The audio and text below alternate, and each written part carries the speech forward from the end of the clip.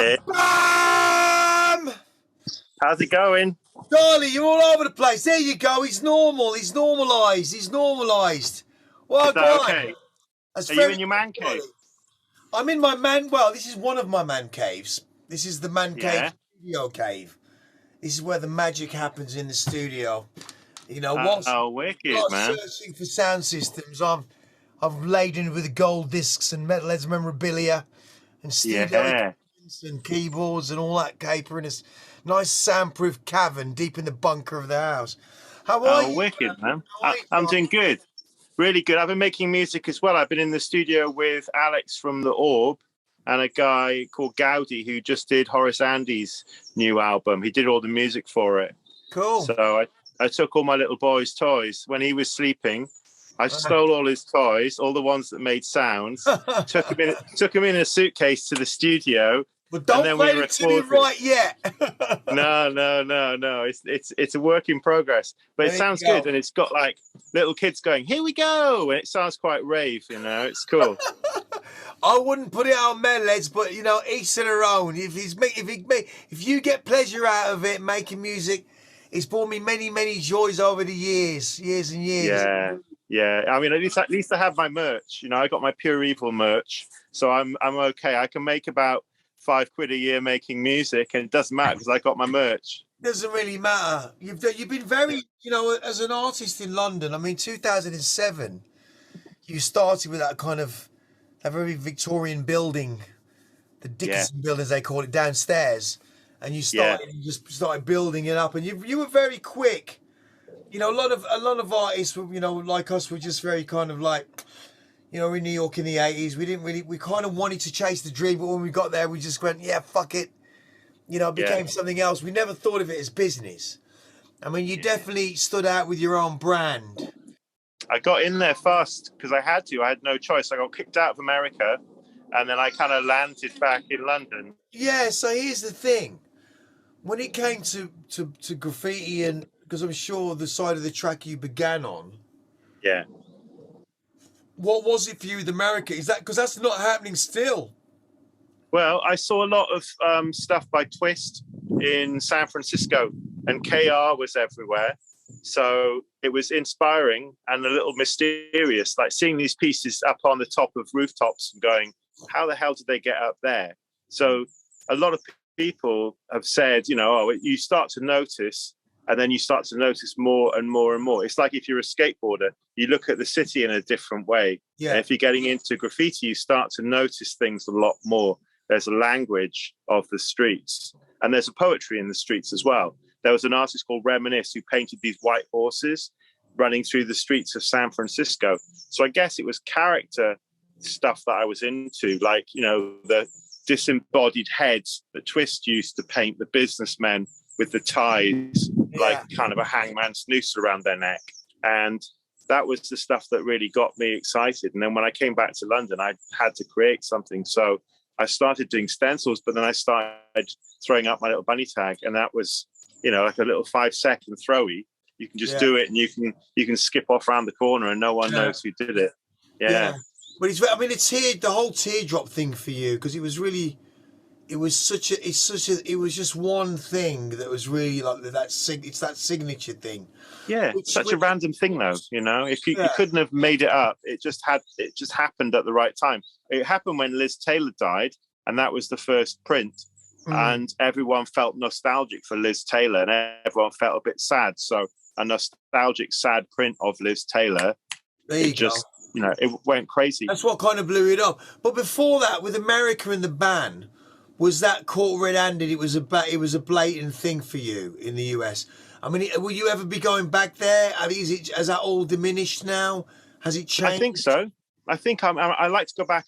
You know, every year I go and do Scope in Miami just as an excuse to go to Miami in December, really. But it's really, you know, there's a good, strong following, and I get a lot of inspiration from America. Although America is bloody crazy at the moment. There's so much stuff going on. I don't know. I think that what I'm looking at on the site, looking at your new stuff and some of the mixed medium stuff, which you've always done, but you just kind of, you know, Pure Evil Bunny, as far as you're concerned, could be, You know, you've always got this simpler stuff that you've always done, but then also Yeah, mixed media stuff, which people don't really pull to, is a whole other batch of stuff that you do, which is really yeah. interesting. It's fun, and also because I've been locked in my shed, during lockdown, and I've got various tools. So I've been making stuff. I think we've all adapted and changed the way that we do things during that process. Mm. So I'm just having fun with it, and if I can get hold of neon, I'll make neon stuff.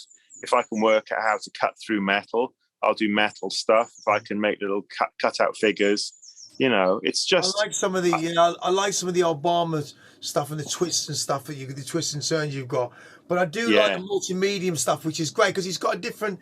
It's back to a lot of tagging as well, which I really like. The way that you come back, it's made out with little yeah, circles within our own reign of stuff that we move around. But the yeah, art it will always be synonymous to you. But yeah, Charlie, here's the thing. The last time we spoke last year, it was this family setup, adoption, all about that, and yeah. You know all about that. yeah, and all about that. And there's this beautiful guy that you could obviously exchange a glance at the Waitrose cheese counter, but he's pure evil. Like, I know, I know. where did that come from for you? We just wanted to have a baby. We lost our daughter in 2012, and that broke our hearts. And since I'm then, we just sorry. wanted to have another little boy.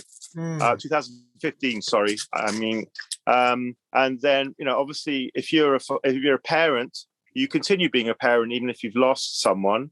Yes. And we just wanted to have a little, kid knocking around, making. He's right here, right now. I thought I'd get him to go to sleep while this was going on, but It's he's like, brilliant. no, But that's no, what I no, I mean. want to From hang from out. having this kind of family guy that's gone through this tragedy to come back in such a positive way, which believe me, I've got some people that I know that it hasn't been Yeah, as happy ending in that way. it's a new chapter, man. It's in the beautiful. I chapter. mean, he But could, here's the thing: from being this family guy, this guy, yeah, like I said, that you wouldn't exchange a glance at the Waitrose cheese counter with the program.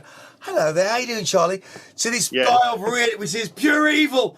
Where did the name come from when you first started with this thing? How did it really? Oh, I shot a rabbit, and when I was a kid, and I felt awful about it. And then one day in my sketchbook, I started drawing, and I was sketching. There was a book called Pictoplasma, and it was all kind of Japanese inspired stuff, and it was all really simple. And so I was just sketching and sketching and sketching, and then this rabbit appeared. It's not even like a very good drawing of a rabbit. It's not like a Dura quality rabbit drawing. It's like a three-legged thing. But the words pure evil appeared next to it.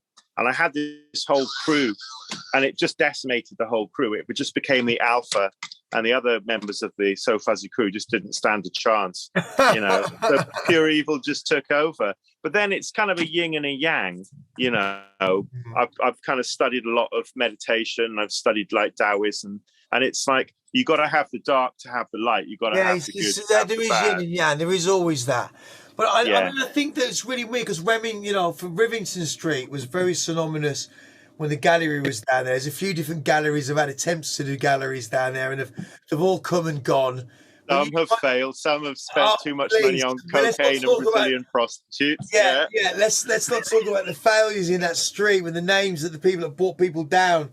But you yeah, seem to have survived really well with the influx of what Shoreditch is about and the very premise of what we were over the road at Blue Note when no one even knew what that fucking place was. yeah, The for whole sure. I was hearing area about. was was Yeah, was was like, don't go there. You get searched by the police going in and searched going out. and it was a National Front area as well. Like Hoxton Square was like a no-go area back Yeah, in like many the many 70s, years wasn't ago, it? and we kind of changed that, over the next couple of seasons. But it was that place. But it's always had this. It's always bared fruit, But you particularly with the store, Yeah, created this, real brand, And I'm really yeah, really glad to have you work at the gallery. And I think that obviously going forward into the winter, we're looking at original pieces that we've got and moving into 2023 because we've got eyes on the prize now. We've got a most amazing show with glass, which we're doing, which is going to be amazing in June, yeah. with Simon Berger, which is an amazing Swiss artist. And don't scare him. He'll be like, "What's that guy's teeth doing?" Um, And yeah, so it's been great navigating around COVID, and now we've finally got, you know, Nick and the Walker's and new Mona Lisa's there, finally arrived. You know, all these great Wicked. new pieces. So, you know, a lot of people are hitting us up now and sending us beautiful pieces, which we're happy for. But isn't it great that it can I'll support? get to work, man. I'll get to work. You get to work. Hello there. I can't show his face. Oh, show his You know, face. because Oh the yeah, no, yeah, smush don't. option thing. Yeah. Yeah. He's like, Daddy, why do you want to let me get up on there? Poor little guy. Poor little guy. No, let's not get him in. Have Let's you not thought get him about in. dipping your toes into NFTs as well? Have you been getting into that? Yeah, we're doing a little bit. I mean, I'm doing one big one with the Rare Boys with the Goldie piece with some stuff from New York in the 80s that I did. And That's cool. we're doing that, which is cool. And we're all focusing on New York, on focusing on the gallery in Aurum. Void is coming out in the winter to redo the train. You know, we've got some really Awesome. good stuff happening there. That's cool. Look, from graffiti writer to banished from the United States to blessing us at the Aurum Gallery with some of your wonderful work, and I hope this relationship can continue. Yeah, my pleasure, man. I'm so happy to be Forward, involved. it'd be great to moving forward, man. Looking at the winter, and be Do you blessed. know what?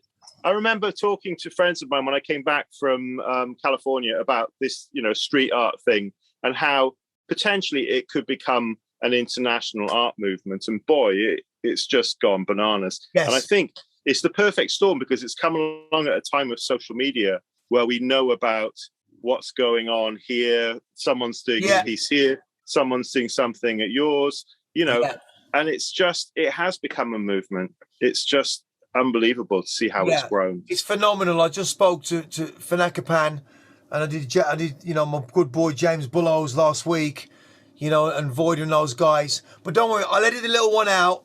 I just want to thank little smiley face. I'm gonna Or put a little devil face. I'm gonna put like a proper little. I'm gonna put a little pure evil face on him, probably on him. Yeah, go ahead. But listen, God bless you. Good look. What a good looker.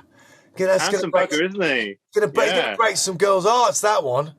You know what? We've been going down the playground, and it's hysterical because he's like a lady magnet. It's unbelievable. Yeah, definitely is. And then he'll hang out with them on the roundabout. Touch their hand, hold their hand for a minute, and then he's off. He's gone. He's off. That's it. Gone. That's about enough. Well, look, I'll make sure my boy edits this. He'll send it to you. A guy called Kian or Leon at the gallery will send you an edited version of this. But thanks for your support, and I hope you get to do some originals for us in the winter. We're looking forward to it. And get to work. And God bless you, brother. And well done with the new family, man. It's all onward and upward. Thank you, Charlie. See you in London. Love you, man. Peace. Love you too, brother.